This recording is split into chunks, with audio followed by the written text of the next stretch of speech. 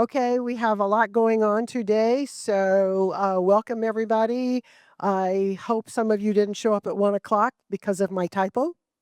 Uh, Actually, Stephanie called and said, "Is that right?" And I said, "Oh no, that's wrong," but somehow it made its way to the voice. So if you would please silence your cell phones. And Greg is here now, ready for first-time attendees. Who's here for the first time? Tell us your name and how long you've lived here. Marilyn Dello, 4.5 years. Thank you. Cheryl Weisenborn, 8 years. Who else? Your name and Okay, I'm Ellen Berger, and I've been here 1 week. 1 week. Hi, I'm Regina Harris, and I've been here 3 years, 1 month. That's a very precise answer. Thank you. 3 years and 1 month. Who else? Oh, you're just waving. You're not waving at me. All right. Who else is new? First meeting. Well, we've got 4. Welcome. Bring more. We always have a good time. Okay, first, Anthony's not here today, but we have words from Maria. These will be general words, and then just going to go on into the program. Okay, so next we will go through our committee chairs, starting with finance.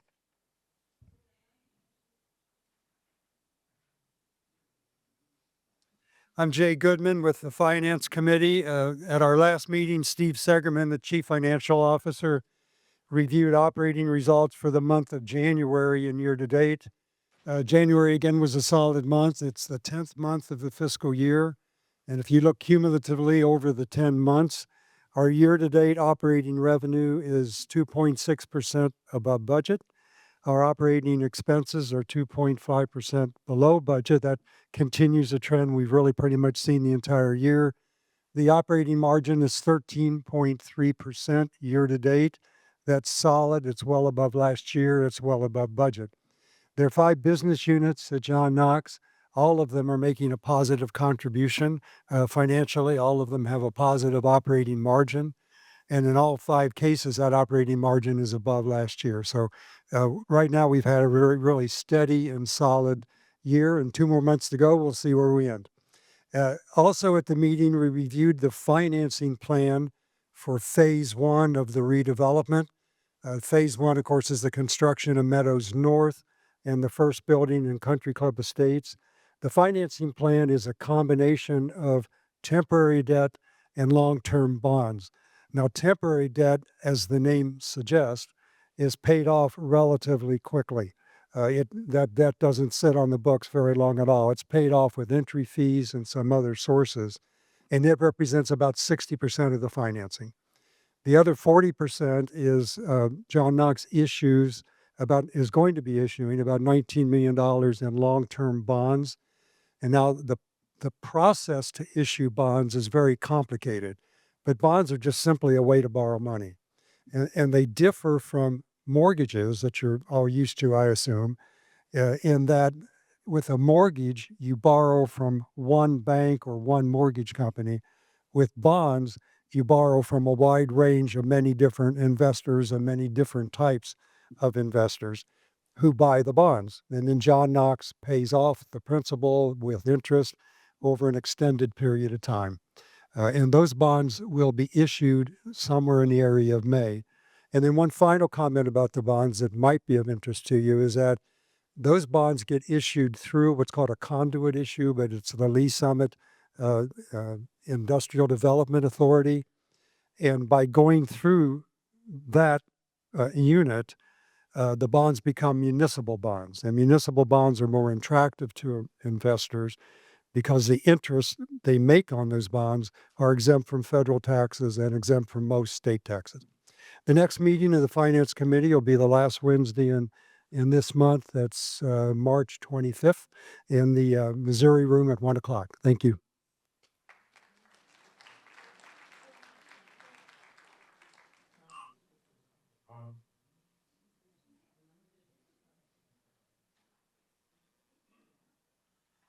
Hi, I'm Frank Colburn. I'm chairman of the Health Services Committee.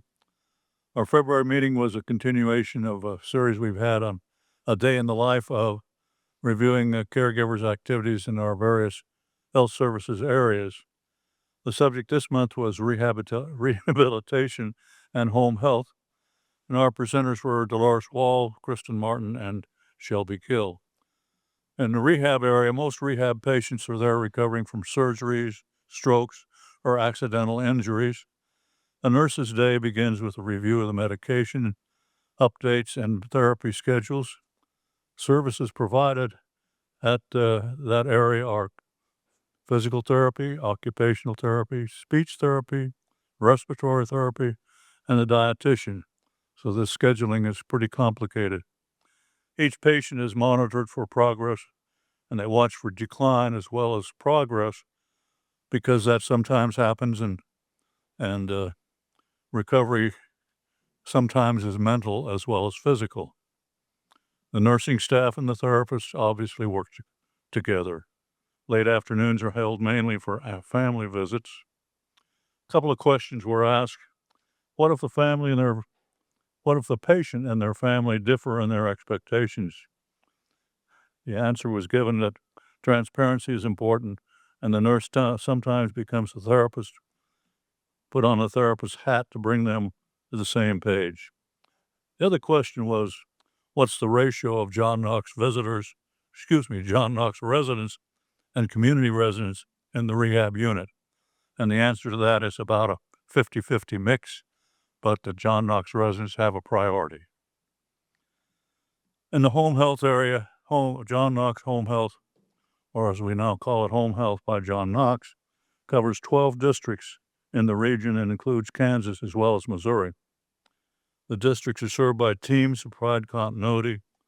Nurses Week starts with scheduling visits, which always turn out to be changing during the week. But services include providing changes, bandages, catheters, colostomies. Each team sees about 6 patients a day. Each Thursday, the teams get together with PTOT, respiratory, and dietary to coordinate patients and plan new services.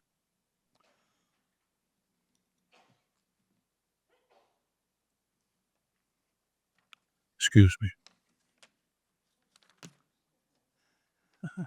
We then discuss the resident council business and guidelines, rotation of members on and off of the committee, and next year, the chair and the vice chair positions will be open. The next meeting will be March 11th in the boardroom.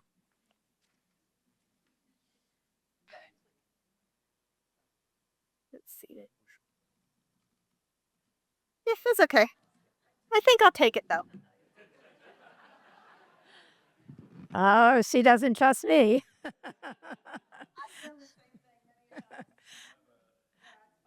I'm Fran Baker, Chair of the Resident Services Committee. Our last meeting was February 9th.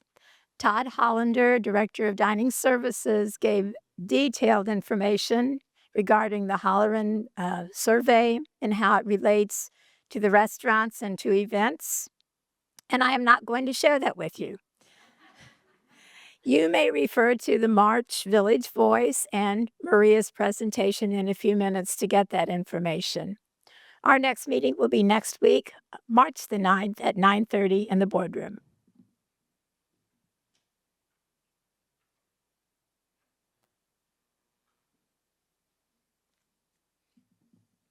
I'm Sue Roscoe, Chairman of the Nominating Committee.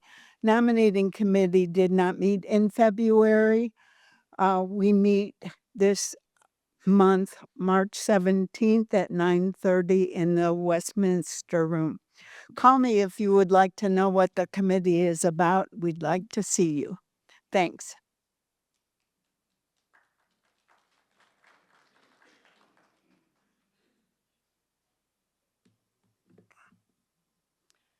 Good afternoon, and thank you all for coming. I'm Lita Blevins, and I am chairman of the Sales, Marketing, and Communications, which right now it's going to get interesting. Anyway, each member was given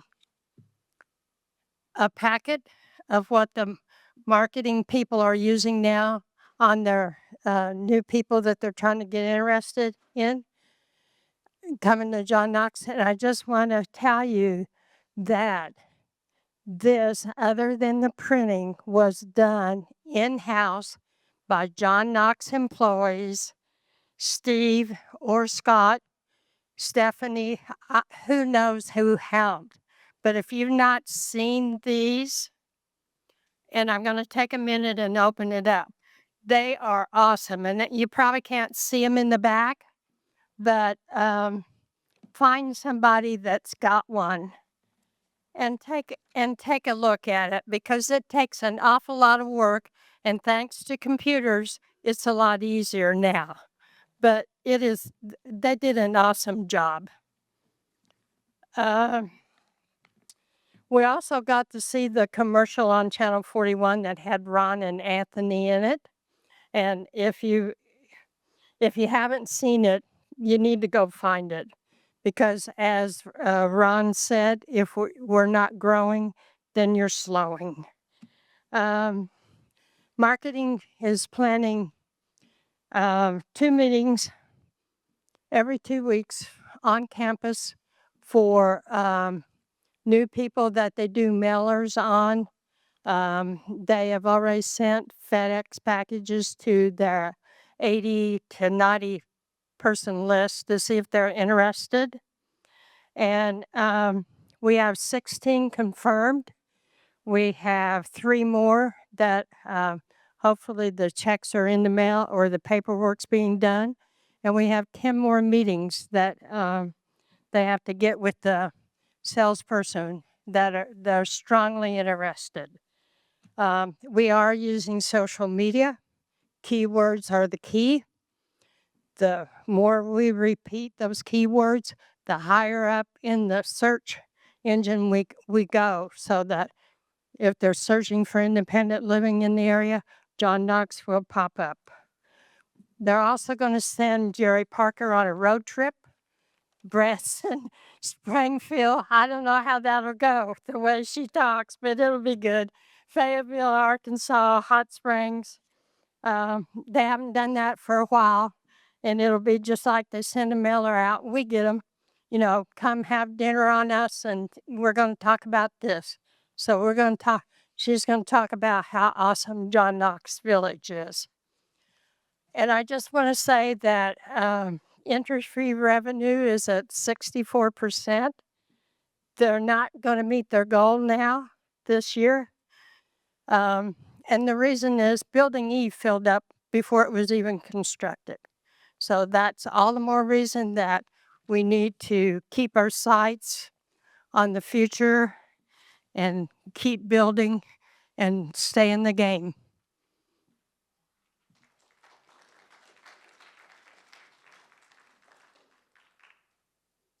So I'm going to introduce Maria Timberlake, our Vice President of Senior Living, who will first give us an update and then give us a really interesting program on the Halloran Survey. Maria?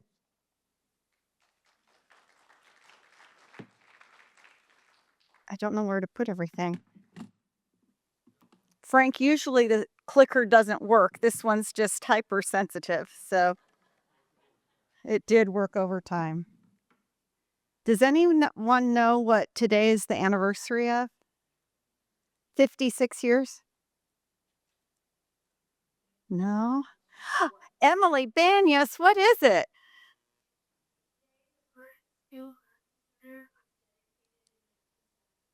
That's right. The day we first dedicated the skilled nursing facility here at John Knox Village 56 years ago today. Is that crazy? Today, yeah. Yeah, so that's cool. Also, wanted to let you know that we have signed the contract with the general contractor for the EMS building. You will be seeing the fence going up for the construction site on Friday the 13th. And construction, I know. Now, wait a minute. We had a Friday the 13th in February too, and everything was just fine. Lita, don't wish anything bad. Straub, Yeah, we took 4 bids. All were within budget, and we went with Straub. They were the general contractor for e-building, and the actual construction should start being visible on the 18th of March. So that is super exciting, long time coming. As Steve reported last month at the budget presentation, the village is providing a funding, interim funding, because the many of the pledges to the EMS campaign will come over 3 or 5 years, or they're estate gifts. So we need some cash to carry us over. And so the village will be providing that, and the foundation will pay the village back over time. So great partnership. And we're super, super excited to get going on that. It will be a great Christmas present for us at the end of the year. I'd like to move into my presentation. It is lengthy. So by a show of hands, how many of you looked at the charts in the Voice that came out on Friday? Okay, almost everybody. How many of you actually read the article? Almost as many. Kudos to you guys. It was long. This is long too, but that gives me a little bit of an idea of where I might be able to curb my comments a little bit. Thank you, Greg. So one thing I want to point out is that this presentation is actually provided to us by Holleran. So all the data represented here is provided by them. And then we have provided some additional slides that are more word slides to kind of expand on some of the findings. But it is provided by them. And first off is our response rate. I will acknowledge that compared to Holleran's benchmark, our survey response is a little bit low. Of the communities that they serve, they generally get around a 75% response rate. We got around a 60% response rate. However, I went back and looked in 2013 and 15 and 18. That's about always what we get. No matter how many residents we get around 60%. In this case, it represents 699 respondents of 1,155 residents who received the survey. I don't know about you guys, but having 699 responses, I think, is pretty darn good, and we still have really good data to go on. So when Holleran gives us the report, they give us all this information. It's a big fat binder I have underneath this podium. So they give us the actual mean score for each of the factors that you all rated, as well as the frequency. So how many people put 1, how many people put 2, 3, 4, 5, for example. Then you were asked some demographic questions, and they break down the data so we can look at each of the factors in the survey by these different things. Length of residency. Well, so what do newer residents think of X versus longer term residents? Age. We have people who were in their early 60s and people who were over 90. Those are 2 different generations of seniors, right? So that allows us to see different perspectives by different subgroups of the residents. Gender, male versus female. I will tell you, I went back this morning. I was curious after looking at my notes over the weekend, and the number of men have grown since 2013.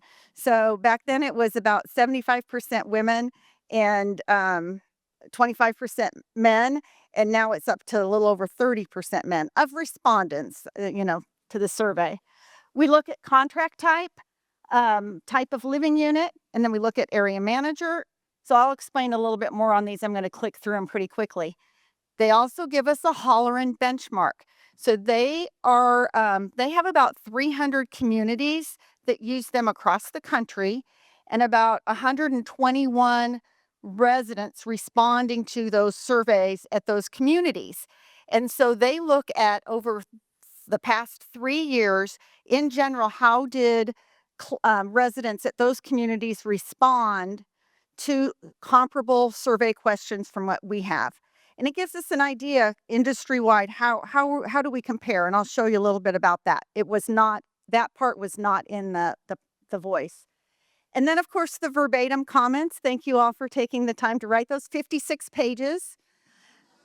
Single spaced, very honest. We did. So here's how it breaks down by length of residency. So you can see most people were here between 1 and 10 years. We did have a few people who responded were here more than 15 years. And those are the breakdowns we have used every survey we've done with Holleran so we can compare. But actually, we have some people who've been here more than 20 and even more than 25 years. So, but if we broke it down in future surveys, we wouldn't have comparative data. So that's always interesting to look at. And there's year of birth. So we got some residents living here who are younger than I am. But again, general age breakdown there. Male versus female. So growing past that 25%. Lease or rental or annual, we've called it different things over time. So we're a little over a quarter on the lease or rental side, and the rest are entry fee. And that has shifted over the years. I was looking at that again this morning since we've done the redevelopment. That ratio has shifted somewhat. And then area manager. And you might ask, why do we ask area manager? The reason is that it allows us to do geographic cross tabulations. So for instance, if we ask about Places Restaurant, people who responded to that question who are in Teddy Crawford's area and live in an apartment, so 2 crosstabs, apartment, Teddy, we know that we're talking about residents in the Villager complex and how they rate places, which would be like their home restaurant. So we can cross-tabulate by all these different factors if we want to pin down or zero in on subgroups of the population for comparative purposes. And the area manager one gets us at geographic breakdown. And there's by type of living unit. So how do people in the apartments rate the ground surface versus people who live in a house? That's an example of where that information comes in helpful. And then this isn't a demographic question, but one we asked. As you can see, of the people who responded, there were still a large number of people who don't use an electronic device for communication purposes. And I think if you extrapolated that out to the 1,155 people who were surveyed, my guess is that number is even higher of people who don't use electronic means.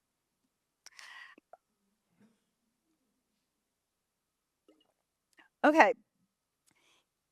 In past years, and I've done a lot of these surveys, we used to ask dozens of questions about every single detail: recycling program, trash pickup, the timeliness of laundry pickup. And back in 2023, when we sat down to go to do our survey with Holleran, they said, you don't need all those details. What can be more meaningful is if you probe about how you're impacting people's quality of life, right? Because it's easy to say, oh, the food in Courtyard needs to be hotter. But it's another thing to say, I feel like I'm supported as my needs change as I age. Those are 2 different kinds of things. So they recommended that we adopt 16 additional factors in our survey that get to engagement. And what they say is if we have an engaged resident population, we're creating a culture where residents' voices are heard, personal connections are rich, fulfillment of life goals is achieved, and well-being is enhanced. It's a little harder to excel at that than there is just getting all the weeds out of the grass, right? And a campus environment that supports and encourages successful aging. So they break those 16, sorry, I have all my little notes here. Those 16 questions or factors, I always call them questions or factors, into these 4 platforms: voice, connection, fulfillment, and well-being. So of those 16 factors, you rated them on a scale of 1 to 5, from strongly disagree to strongly agree. 14 of the 16 were above a 4.0, a 4.0 being very good. Or I'm sorry, agree. There were two that fell just below the 2.0. They were 3.99 and 3.97. I'll point those out. And interestingly, Holleran will tell us if there has been a statistically significant change in the mean. I never took statistics. Hate to admit that, but I didn't.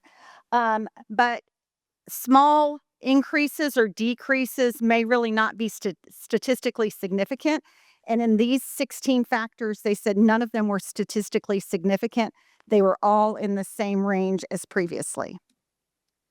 So you saw in the voice the charts for 23 and 25, right? And you were able to compare. So this is actually the data as it is given to us in presentation form by Holleran. So what we did is we went in and we added the red outline around the 2025 data. Then, of course, you have your 2023, and then the comparison, which in this case, you can see all of those are very small changes. And then I want to talk a minute about that blue column, the Holleran benchmark percentile. So again, they take those 121,000 respondents to independent living surveys at their 299 client communities over a 3-year period, and they say, where do we compare? And if you're blue, you're part of an average. If you're orange, you are underperforming. If you're green, you are outperforming that whole other body of residents. So as you can see, our percentile benchmark for this whole category is blue. If there is no Holleran benchmark comparison, that means they don't ask that question at other communities. An example of that would be EMS, right? Nobody else has an ambulance service, so you won't see data.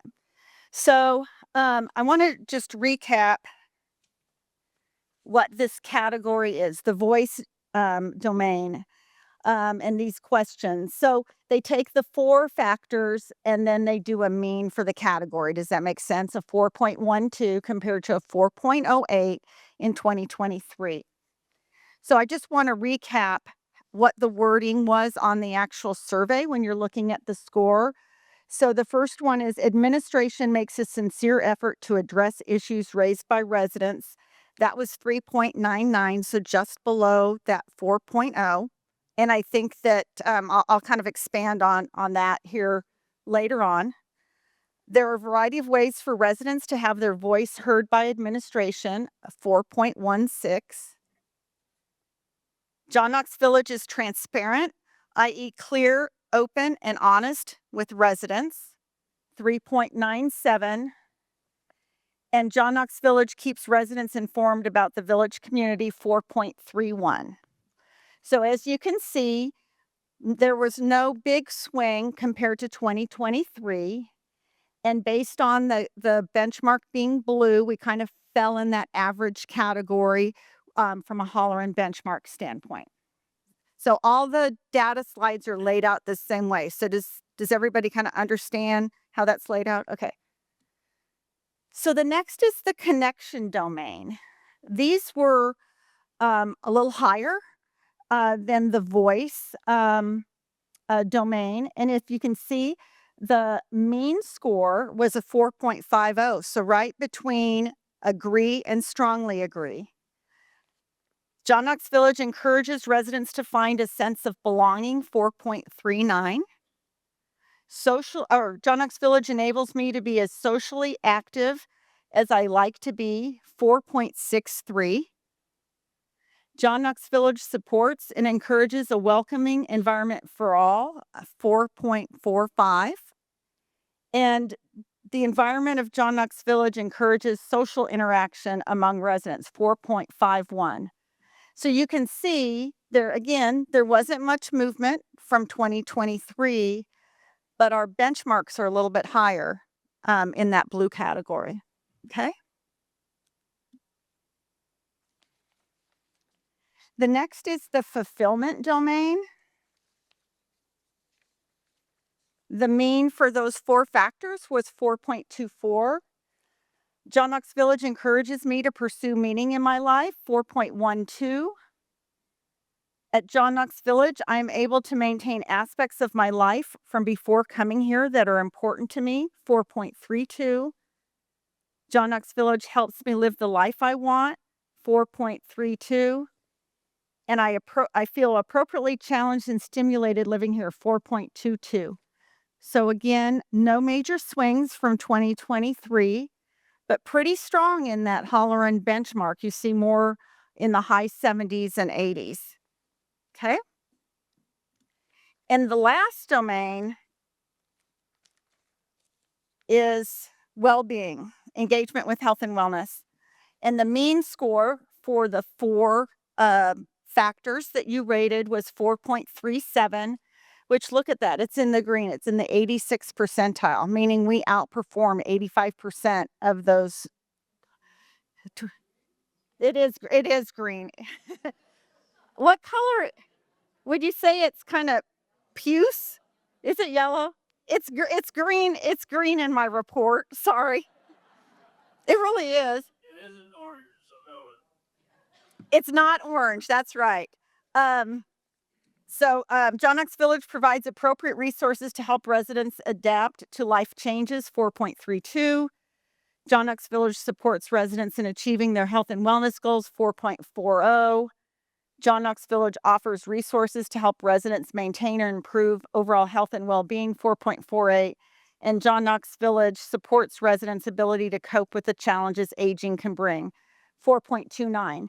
So these were not as strong of scores as the connection, where we got into like the social interaction with other residents, but compared to those other Holleran client communities and their residents responding to survey, we actually perform much higher on those categories. And quite frankly, this is what living at a senior living or a life plan community really should be about, is helping people age the way they want to age, right? Okay, so that's the engagement part, and I'm not going to read everything. It's just, those are abbreviations. So are we ready to move on to the satisfaction part? Okay. Okay, so that you rated 31 factors on a scale of 1 to 5, from very poor to very good. 5 had a statistically significant increase. Only 1 had a statistically significant decrease, and the others stayed about the same. In other words, no statistically significant increase or decrease in the score. So there's what everybody always wants to know. And if the voice hadn't come out, that would have been a surprise. The highest scoring factors were EMS, concierge, and security. And the lowest scoring factors were Courtyard Cafe, value for the price paid, and TV support. Anything surprise you guys on that? Could you have predicted that? The big change is the concierge service elevating into the top 3. So that's new. Okay, so the same format. I'm not going to go through every score. You guys saw them in the voice. But I did want to point out on overall satisfaction that Holleran did say that 0.13 increase was statistically significant, going from 4.34 to 4.47 in 2025. And we'll talk about some of these when we start talking about our strengths and opportunity. I was glad to see performance with pride, personal responsibility, and delivering excellence by our associates strong. It went up 0.10, but not statistically significant in the analysis that Holleran does for us. Okay. Again, I'm not going to go over every question here, but security historically has always scored high, kind of in tandem with the EMS. Transportation, dispatch, both a little bit up. Courtyard Cafe went down a hair. So it is the only one of the 31 satisfaction factors to have fallen below the 4.0. It's hovering right there. And the coffee shop, okay, 4.26. It turned green, yellow. And what you'll see on the next slide are the rest of the restaurants.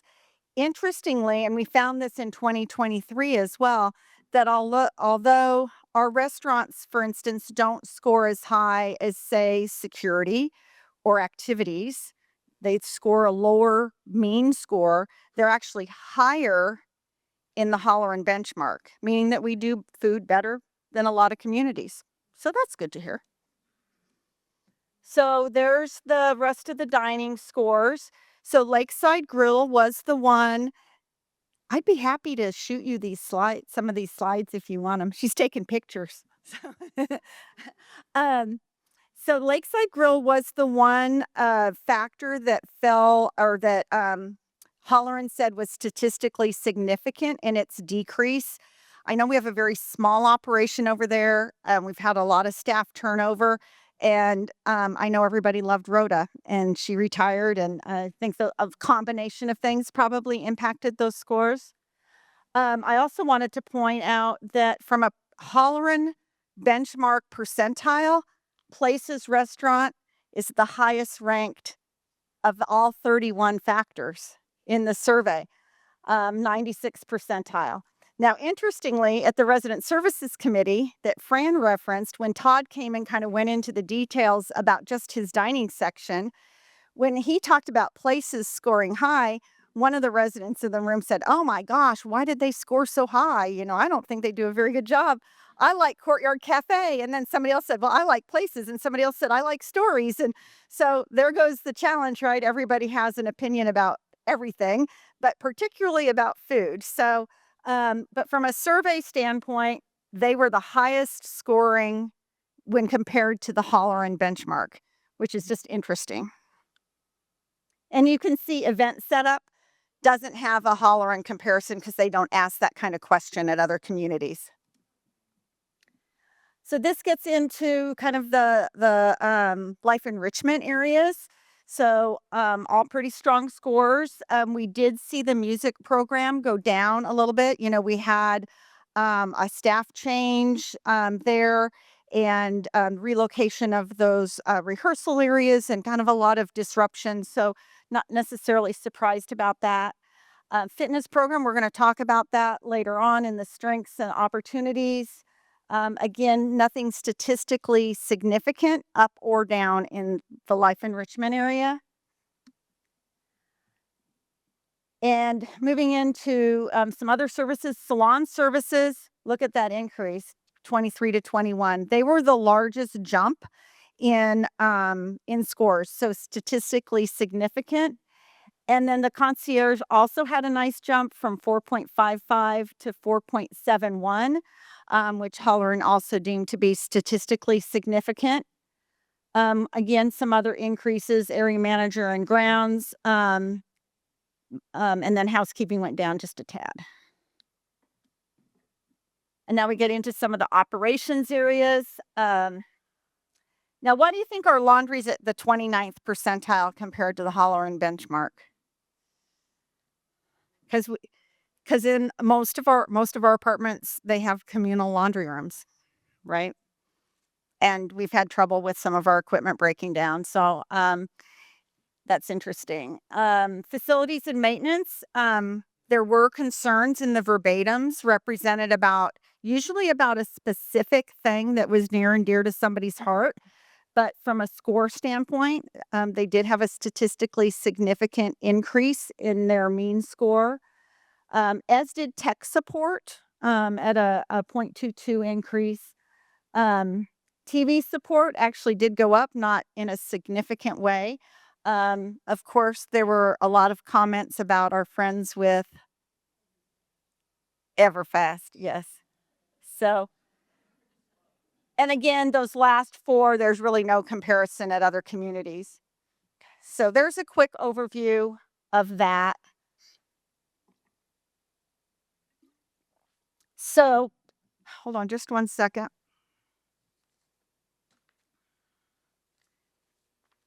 I knew I was going to get my pages all out of order. In case I needed to reference something, bear with me just a minute here.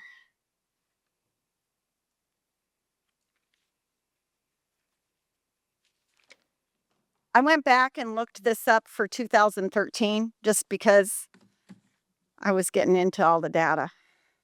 You want to know what it was in 2013? Anybody here who lived here in 2013 and filled out their survey? See, not very many.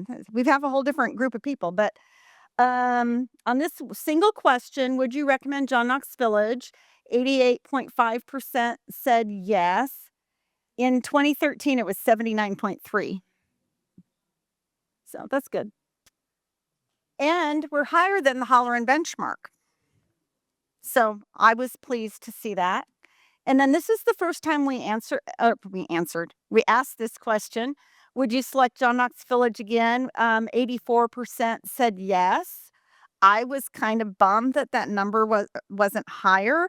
But when I looked at the benchmark, I was like, okay, well, we kind of rocked that one, right? So it's all a matter of perspective, right? Always, regardless of what the score is on anything, we're always looking to maintain it, or better yet, improve it. Okay, I want to get into a little bit about the strengths and opportunity, because this is where I didn't have room in the voice really to talk much about that, just had some lists. So what we do is we look at the mean score for 2025. We compare the 2025 to the 2023. We read the verbatim comments more than once, and then we look at the benchmarks. And from there, we say, what do we feel our strengths are, and where do we feel we have opportunities? And you will note that there are some things on both slides, and I can expand on that. So some areas of strength. Oh, that's a long list, right? Friendliness of staff and residents, and sense of community and relationships. There were so many lovely comments about how you feel about each other and about the staff, quite frankly. And, that kind of putting them as two short little bullets kind of is pale to how lovely a lot of the comments were about how meaningful it is to live among each other and the sense of community here at the village. Safety and security has always been high. Every survey we've done, that could be peace of mind that there's a plan for me as I age. It could be, 24-hour security staff in case something happens and to keep an eye on my home. It could be the financial security of knowing, what their costs are going to be. People describe it different ways, but when you go alphabetically through the verbatims and you get to the S's, you have a whole lot that say safety and security or security and safety. The ability to choose variety and opportunities came out very strong. We are big enough that we can offer choice in a lot of things. Choice in floor plan, choice in resident agreement, choice in restaurant, choice in activities, right? That is very meaningful to you all. You express that by giving examples of, I can pick from these things, and that's important. Fitness program, loud and clear. That's very important to you. And that's one thing I didn't go back and look. That would have been interesting to compare to 10 years ago, because I think the expectations among our residents are very different than they were 10 years ago about fitness. Fitness, they like the fitness instructors, they like the classes, they want more, they want more, they want more. That's the opportunity. That's on the next slide. Lifestyle program, activities and events, lots of comments tied to the variety and the opportunities, but also just the meaningfulness of being able to gather with friends and do what you want to do. A lot of praise for Melissa McKay and her team in terms of their dedication, bringing great things for you. The concierge services, again, that was a nice jump in their score. They've really become embedded in the community. They offer a lot of support to a lot of different departments and a go-to place for you all, so that's exciting. Dining is on here. Again, it gets back to the choice and the opportunities. In some cases, residents were very robust in their positive comments about their favorite restaurant. As we discussed at Resident Services, there's lots of different opinions about particular restaurants or menu items or prices. We really try to offer a wide range across the dining program. So if you don't like one restaurant, or you want less expensive options or higher end options, that you have choices, but lots of very positive comments. And then a lot of comments about overall satisfaction, about, loving living here, or gosh, actually, when I read the verbatims, I put smiley faces or I underline things or highlight things because it's like if I'm having a bad day, I can go back in and I can find a really nice comment where somebody says, like I was sad and staying home, before I moved here. And now I'm doing this, this, and this, and the village has enhanced my quality of life. I mean, thank you for sharing those kind of comments because that's what it's all about. And then based on the Holleran benchmark and the scores, the health and wellness support and resources, I believe, are strong. That is an area that we want to grow on. But we do have such an array of services, programs, and amenities to support people in kind of building their own individual support as they age. And so that came out as well. Any surprises on that? Now, that's not to say that there weren't compliments about other departments, about, grounds or whatever, but that's just kind of where we consolidate looking at it from those 4 different perspectives. Okay, areas of opportunity, fitness. I kind of revealed that already. More instructors and more classes, right? Loud and clear. Maintenance upkeep, a couple examples were elevators and the pools. Other people may have had other suggestions, but those were 2 that were cited often. Grounds upkeep, again, there were lots of compliments about grounds, but there were, but if you fill out the survey and you say there are weeds outside the west door, I don't know what door you're talking about.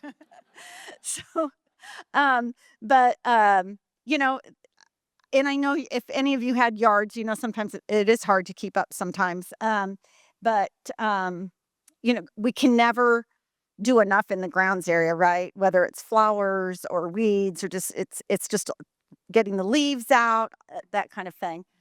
Dial-a-ride timeliness and the buses themselves, Lita. Lita's been advocating for new buses. We know dial-a-ride timeliness has become an issue. You open up the Voice and there's so many things to do and people wanting to get where they need to go. Terry Eggleston is our new director. He and I are starting to look at, if, when, how we might be able to add some hours in during peak times. Everfast and TV service. I'm not going to expand on that. So on dining, as well as it being a strength, there were a lot of comments about restaurant hours and about Courtyard Cafe, and then Lakeside with that drop-in score we feel is an area of opportunity. Addressing issues raised by residents, that was in that Voice domain, one of the first pages we talked about of our follow-up and follow-through, and I'll talk a little bit about that here in a minute. Transparency, that being clear, open, and honest with residents. I hope sharing all this information today is a step in that direction.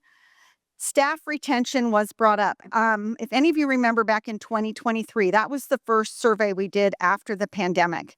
And we were struggling with staffing. I see some heads nodding. And it was just the whole workforce market had just changed so dramatically. We're in better shape than we were, but we do have some areas, some departments, some types of jobs that do turn over more frequently, and we know that causes disruption. So we're always looking at doing better for that. And then value for the price paid was one of the lower scores in the satisfaction area that ties directly to your monthly service fee increases. People do express concerns about that. And just a little bit to address that, one of the most important responsibilities of the board of directors and the executive team is to ensure the financial sustainability of the organization. And we could make some very popular decisions to have no fee increase or lower fee increases. But if that's the true cost of operating the village, then we either fall behind or we have to cut programs, services, and amenities that are important to you. So it is a balancing act and one that deserves and receives a lot of attention and deliberation every year. We always want to provide fee increases that are predictable to you all. We don't want huge swings. And so this is always a tough one because a lot of times residents ask for more. We want more things, and those more things have a cost to them, but you want us to keep the fees reasonable. So it's a balancing act all the time. Okay, so a couple things about some improvements. As Fran mentioned, Todd came to the Resident Services Committee on Monday. Kelly's coming to talk about her areas in more depth. So there's action planning going on in all of the areas that are covered by the survey. I'm just hitting on a few highlights. So if I don't talk about something, it doesn't mean it isn't being assessed. I'm just trying to pick a few highlights. So we've talked for a long time about the implementation of the new work order system, which is called Works Hub. Works with an X, not an S. So that project was kicked off on October 8th. And the reason it didn't kick off until last fall is because we had to wait till the POS system or the cashiering system for the restaurants and salons was put in place because the IT staff had to focus on that. And so since then, we've had Justin Thompson from our renovations team literally walking the campus and putting every single room in the software platform and every single facilities, grounds, and housekeeping associate in there. And then it's adding permissions. So if this kind of work order comes in, it's fine. If this kind comes in, it has to have a permission to act on. So there's all these complexities. So we've been building that platform because if we don't build it right, it's not going to work the way we want it. We're not going to get the benefits that we want. So we are ready to distribute iPads to the team and start the staff training. And that then will follow with resident education or communication about how that works. And we still hope to go live this spring. Eric said between April 1 and April 30th. So 30 days, half September. Yeah, okay. The benefits we believe will be enhanced communication about the work order status. So communication back that your work order was received. How's that? Better data to monitor productivity and performance and a better auditing tool. So I think those things will help us on the facilities and maintenance score, as well as the addressing issues score, right? Because I think a lot of the issues are things where people just don't know what the status of something is. And we'll be doing more on this here in coming months. So since the survey, we have expanded restaurant hours. We added all day Friday at the Meadows, which was 7 operating hours. And we added all day Monday at Places. So we added 15 hours of service. So in all, we have right now 261 and a half hours of dining services available. So that is kind of what the traffic supports. If we see shifts in traffic, in other words, how many people are coming during different dining periods, we can still shift the hours. There is some seasonality, winter versus summer. People tend to dine at different times. I don't know about you guys, but during the winter, earlier is better, and during the summer, later is better, right? So we'll continue to monitor that, but those are 2 changes we've made just since receiving the survey. From a resident support standpoint, we did launch the grief support program in February. Melanie McGraw, another double M, feels that that's going really well. We have men and women in there. We have people who are recently widowed. We have people who have lost adult children. And we plan to offer that program again in the fall. And then Melanie McGraw is also working with the Parkinson's Foundation to bring more education. They've got a whole series of programs that they've outlined for 2026 and support in that area. Fitness enhancements. I don't know if you all know this, but when we build a new building, not only do we plan how much does it cost to market that new building and how much does it cost to build that new building, we have to figure out how much it's going to cost to operate that building when it opens. So, for instance, in E-Building, it's an apartment. They're going to get housekeeping based on the square footage. How many housekeepers do we need, right? So we build that into the operating budget. When we did the E-Building, we also added in a full-time fitness person. Unfortunately, we have not been able to fill that position yet, but we do have that. So these new projects do bring new resources to the campus. It's fully being paid for out of the E-Building monthly service fees. Was not built into your monthly service fee increase. And then, of course, we have some new recreational opportunities available at the clubhouse. Old habits die hard. Kelly's scowling at me. Rec center. So I went up to the rec center. It was about 5:15 on Friday night, and I was over in the courtside lounge doing something, and I heard somebody come in the front door. So when I was done doing what I was doing, I went around the corner and I poked my head in the courts, and there was a husband and wife who'd been out for a walk, and they decided to come in and shoot some baskets. And I just thought that was so fun seeing them do that. Life Enrichment, we've got a virtual reality program that Kelly Snell and Melissa McKay submitted a grant to the Greater Lee Summit Healthcare Foundation, got $10,000 for a virtual reality program that can serve independent living, assisted living, and skilled nursing. So I think there was already an article in The Voice, wasn't there, Kelly? I guess she's nodding her head about that. Just always trying to find new and different things to enhance your choices and opportunities and variety. Okay, the next slide is a news flash, I think. Yes, okay. Yay. Okay, nobody put in their verbatims that the chapel needed new audiovisual. But has anybody been in the chapel when the audiovisual crashed? Okay. So we did that, just got approved. It's been ordered, should be here in about 4 to 6 weeks.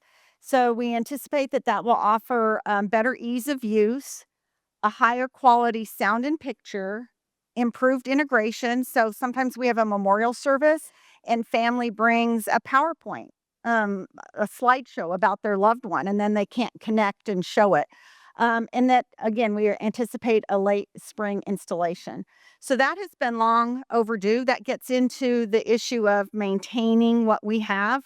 Again, nobody brought it up in the survey verbatims, but it has been a real frustration for those who regularly use the chapel.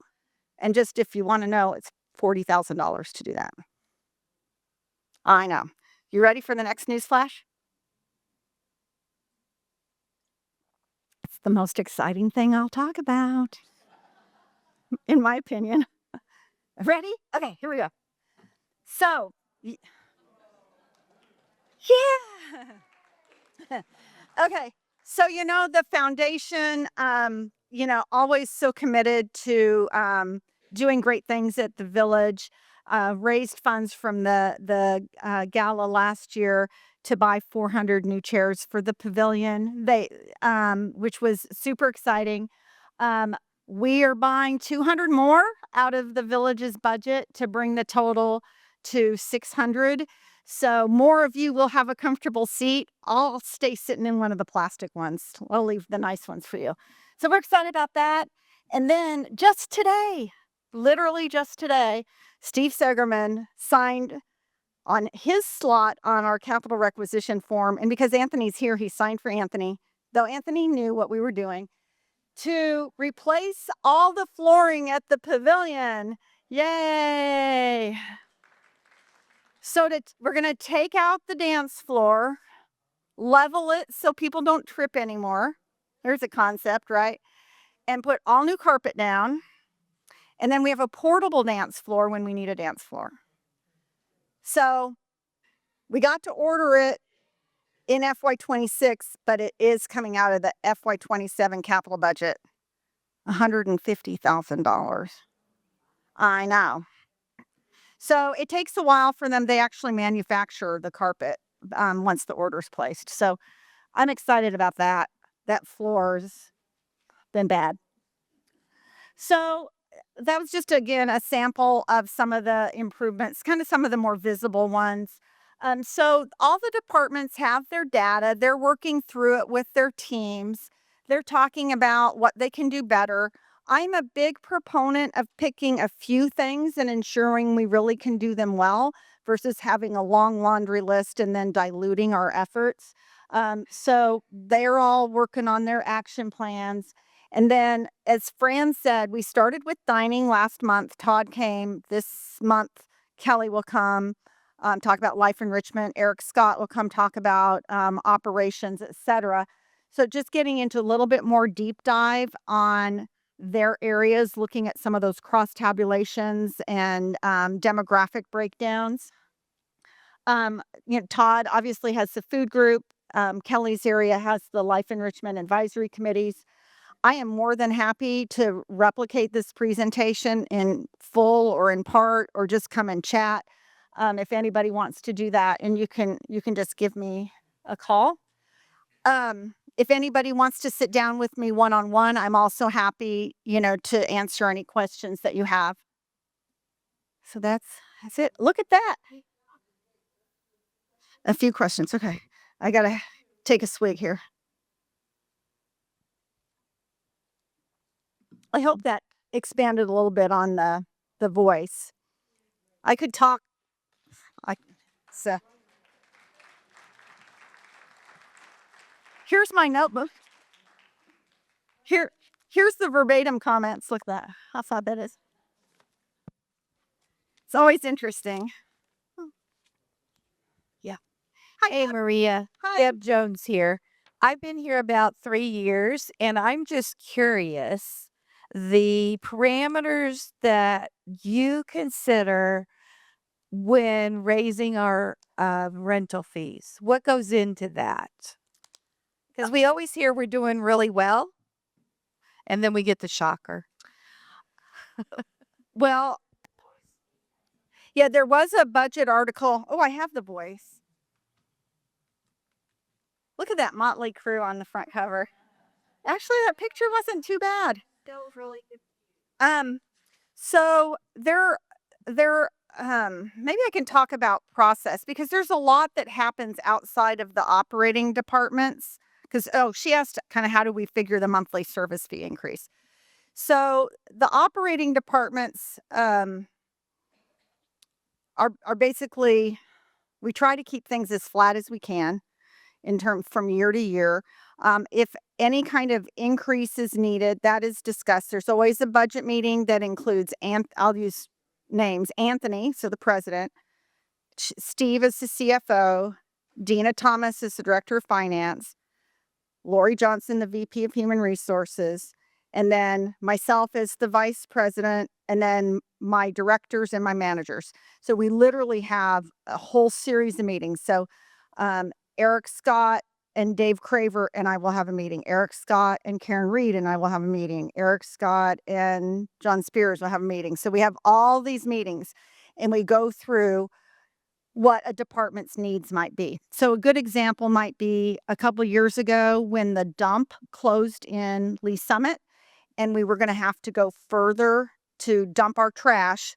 The trash dumping fees were going to go up, and the mileage on our trucks to take the trash was going to go up. So Dave said, based on my calculations, I need a little bit more money in my trash dumping fees or my pest control fees, something like that. Generally speaking, we ask people to try to keep their budget as flat as possible. And then Steve is looking at things like, Steve Segerman, our CFO, is looking at things like our debt repayment and legal fees and insurance, like liability and directors and officer insurance. Lori Johnson, our VP of Human Resources, is looking at our associate health insurance. She's looking at doing wage analysis of where our wages are in the market and what kind of increase we might need to give. And then it's kind of a recipe. We put all those things together and say, can we do that within a reasonable monthly service fee increase to the residents to cover the increase in those costs? And then at times over the years, I've been asked to go in and cut before. Sometimes those are very painful. We've looked at our pricing of new people coming in. Do they get that same increase, or do we increase those fees a little bit more? So there's a lot of iterations of playing with all those numbers to try to get within that 3 to 5%. We really don't want to go any more than that. The pandemic was a whole another animal. But there's just a lot of deliberation and review with the board and the finance committee of the board to go over all that. And Steve gets into a lot of detail with them in terms of like what we're seeing on legal or what we're seeing on insurance, like our fleet insurance and, different things like that. So it's hard. It's hard in a brief period of time to really convey the complexity of that process. But we do want to try to keep it in a predictable zone. And we try to make it so that we don't have to come in and cut program services or amenities that we feel are important to you. Real close to your mouth. I've lived here for 19 years, and in 19 years, I have never complained about anything. You've always been really sweet. And I'm not that easy It's a okay to person complain. get along Sometimes we with. deserve it. I, I, people that know me here have heard me say this before. It just amazes me. I was in business for a long time, and I had to deal with problems in the business. But anyway, I just wanted to say that. I want to go back to Deb. I want to go back to Deb's question a little bit. Deb, I would maybe encourage you to talk to Jay Goodman. Sorry, Jay, I'm just throwing you out here. Yeah, because that is from a resident's perspective, separate from management's perspective about the budget process as chair of the Resident Council Finance Committee, and then also going to the quarterly financial presentations that Steve does and asking him some questions. He's very open and he's good at taking complex financial things and explaining them in a pretty easily understood and succinct way. Hi, Sharon. Sharon Burton here. I would just like to report that I have a cousin that's living in a different community here in the Kansas City area. And I think it would be interesting for maybe JKV. You don't have to publicize it to all of us where they come from, but to compare prices and increases. And the reason why I say that is in relation to Deb. My cousin's place has gone up considerably higher, much higher than here. And so I feel blessed in that respect. And it's also interesting to see the amenities that we have here that are so different from other places. And to compare that and work that into the budget is phenomenal, is absolutely phenomenal. So I just think it's when we look at the broad scope of things, it's really important to say, okay, yes, we're hurting because we went up, but we've been hearing this now for over a year as far as the world is concerned, not just JKV. Mm-hmm. And then to look at what we do have, we need to be grateful and thankful for what we have. Thank you, Sharon. Our marketing department does do a competitive analysis. They do kind of mystery shop. And we do look at some things. It is not always comparing apples to apples. It does get a little, you have to be careful what comparisons you draw. But we do look at like incoming pricing and then fee increases. We have to be careful talking to other communities about price increases so we're not like colluding, like, multiple communities doing the same thing. We do hear of those stories. Todd Hollander's parents live at a community in St. Louis, and he reports every year what his parents' fee increases. And so it is always interesting. Ziegler, who works with us on our bonds, also produces an annual report and looks at it by geography. and then by what kind, assisted living, independent living, skilled nursing, and then life plan communities, and what average increases are by geographic area of the country. And we generally fall like right in the middle of that. So again, it's a balancing act every year. But thank you for your comments. I appreciate that. We'll do one more question and then you can ask Maria. She said she stayed about 6:30 tonight. I'm actually leaving town tomorrow. I am truly. I have to. I have to pack. So I just have a comment.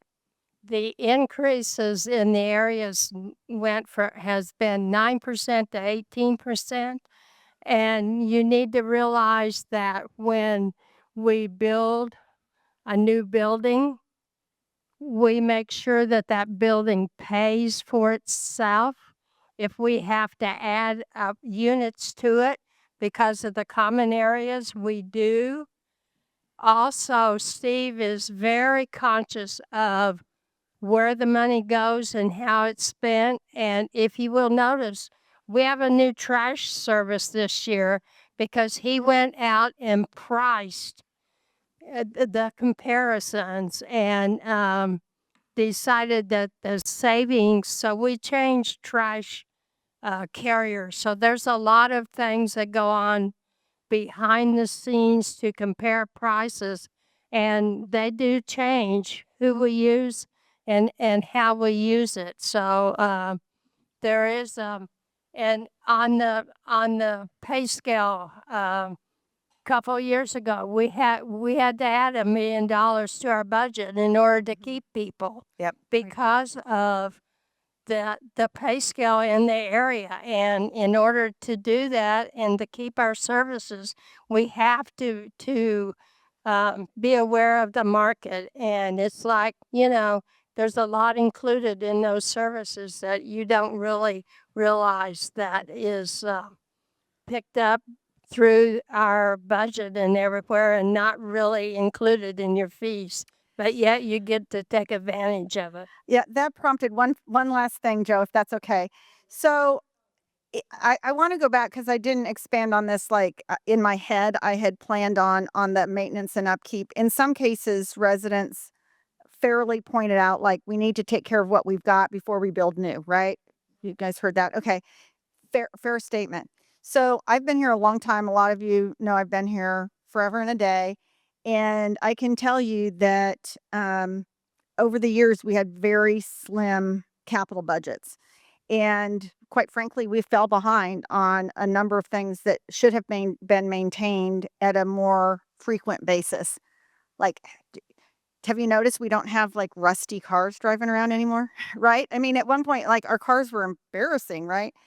Or whatever it is. So we fell behind. When we do these new projects, they add positively. They're accretive is the word accountants like to use. I'd never heard that before, but yeah, they add to our financial strength and allow us to do things that we otherwise wouldn't do. So this past year, for example, we had $100,000 to proactively replace dining equipment. Usually we had to wait for things to break and then we'd replace them and they'd have to muddle through in the dining room. In FY27, we have another 100,000. That's because of our financial strength that we've been able to grow by continuing the redevelopment and like building in the rec center. That wouldn't be possible, or with your current fees, it wouldn't be possible, or we'd have to raise those fees to build something like that. But that cost was built into the e-building budget and is being paid for out of that project. So our redevelopment has added financial strength. We're still playing catch up. I could give you a whole long list of things that should have been done a while ago.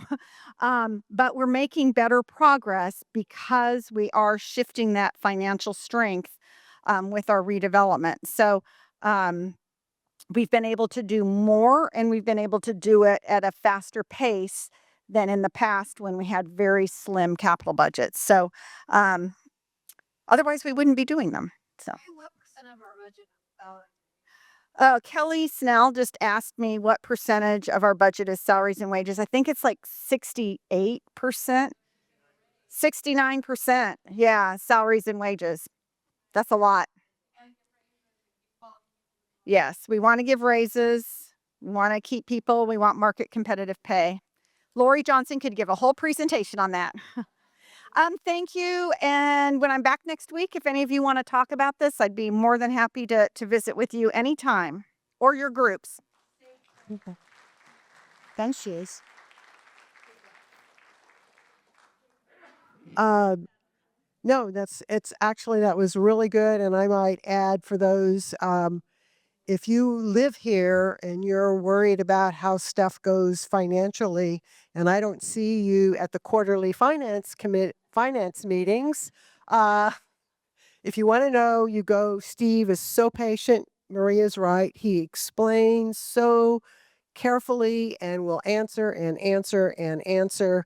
And of course, there's a committee here for the residents have their own financial committee. And again, we go over this stuff every month.